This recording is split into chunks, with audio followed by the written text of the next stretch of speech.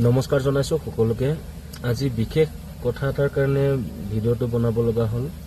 Already বহুত social মিডিয়াৰ influencer হওক বা ব্লগাৰ হওক সকলোৱে এই কথাটোৰ ওপৰত মাত মাতিছে। ময়ো অকণমান এই কথাটোৰ ওপৰত ক'বৰ কাৰণে আগবাঢ়িছোঁ।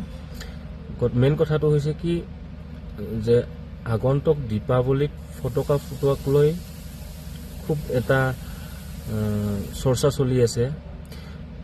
আচলতে মেইন কথাটো হৈছে কি ফটকা ফুটোৱা নুফুটোৱা সেইটো ব্যক্তিগত কথা, কিন্তু মোৰ ফালৰ পৰা মই কওঁ মই ফটকা নুফুটাওঁ।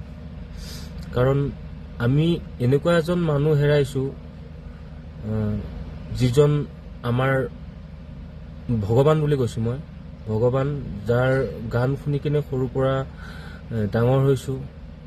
প্ৰত্যেকটো আমাৰ পৰিস্থিতিৰ লগত খাপ খোৱাকৈ আমাৰ জীৱন যাত্ৰাত সকলো ধৰণে মিলি যোৱাকৈ যাৰ গান শুনি যাৰ কথা শুনি আমি ডাঙৰ হৈছোঁ। গতিকে সেই মানুহজন আমাৰ মাজত নাই। আজি বেছি দিন হোৱা নাই, এমাহেই হোৱা নাই। তো তেওঁৰ বিয়োগত আমি কেনেকৈ ফটকা ফুটাই আমি আনন্দ কৰিব পাৰোঁ। অকল দীপাৱলী বুলি ক'লেই জানো ফটকা ফুটাই দীপাৱলী পালন কৰা হয়? আমি মাটিৰ চাকি জ্বলাইও আমি তেখেতক আমি শ্ৰদ্ধা জনাব পাৰোঁ। আমি ফটকা ফুটাম, সেইদিনা ফুটাম যিদিনাখন তেখেতৰ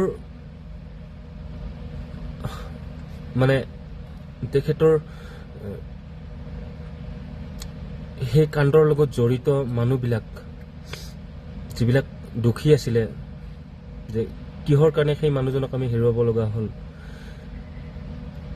সেইকেইজনে যেতিয়া শাস্তি পাব সেইদিনাখন আমি ফটকা ফুটাম, সেইদিনাখন আমি ফূৰ্তি কৰিম। আৰু বিশেষকৈ কাইলৈ মই টিভি চেনেল এটাত দেখা পাইছোঁ, কোনোবা নামটো নকওঁ বাৰু, ফটকা ব্যৱসায়ী মানে এইবিলাকৰ লগত জড়িত ব্যৱসায়ী, তেখেতে বহুতখিনি কথা কৈছে। হয়, তেখেতৰ কোৱাখিনিও সঁচা, কিন্তু তেখেতে এটা কথা ভাবক যে আমি এনেকুৱা এজন মানুহ হেৰাৰ পিছত আমি কেনেকৈ এমাহ নহওঁতে আমি কেনেকৈ তেনেকৈ ফূৰ্তি কৰিব পাৰোঁ। আমি কোনোবাই ইচ্ছা কৰে ফুটাওক, মোৰ ক'ব লগা একো নাই, কিন্তু মই নুফুটাওঁ। তেখেতৰ প্ৰতি সদায় শ্ৰদ্ধা আছে, মৰম আছে, আৰু আমি মাটিৰ চাকিৰে তেখেতক এইবাৰ দীপাৱলী পালন কৰিম। আৰু যোনে যোনে মোৰ লগত একমত হয় সকলোৱে কমেণ্টত লিখক জাষ্টিছ ফৰ জুবিন দা, আৰু যদি ভিডিঅ'টো ভাল লাগে শ্বেয়াৰ কৰি দিব।